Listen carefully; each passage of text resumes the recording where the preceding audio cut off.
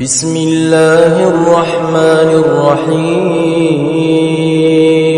يا أيها المزمل قم الليل إلا قليلا نصفه أو انقص منه قليلا أو زد عليه ورتل القرآن ترتيلا إنا سنلقي عليك قولا ثقيلا إن ناشئة الليل هي أشد وطئا وأقوم قيلا إن لك في النهار سبحا طويلا واذكر اسم ربك وتبتل إليه تبتيلا رب المشرق والمغرب لا إله إلا هو فاتخذه وكيلا واصبر على ما يقولون واهجرهم هجرا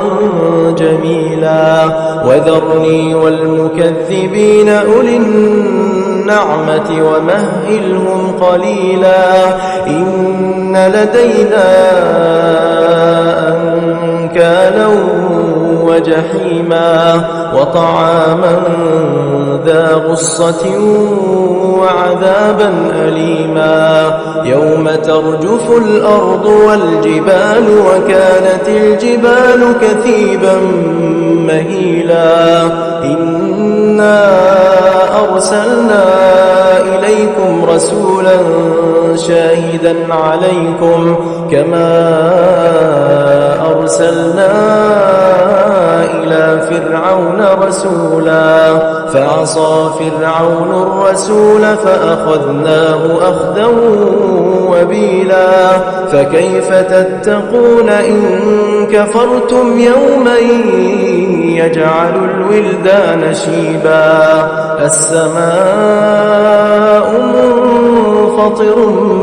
به كان وعده مفعولا إن هذه تذكرة فمن شاء اتخذ إلى ربه سبيلا إن ربك يعلم أنك تقوم أدنى من ثلثي الليل ونصفه وثلثه وطائفة من الذين معك والله يقدر الليل والنهار علم أن لن تحصوه فتاب عليكم فاقرؤوا ما تيسر من القرآن علم أن سيكون منكم مرضى وآخرون يضربون في الأرض يبتغون من فضل الله وآخرون يقاتلون في سبيل الله فاقرؤوا ما تيسر منه وأقيموا الصلاة وآتوا الزكاة وأقرضوا الله قرضا حسنا وما تقدموا لأنفسكم من خير تجدوه عند الله هو خيرا وأعظم أجرا واستغفروا الله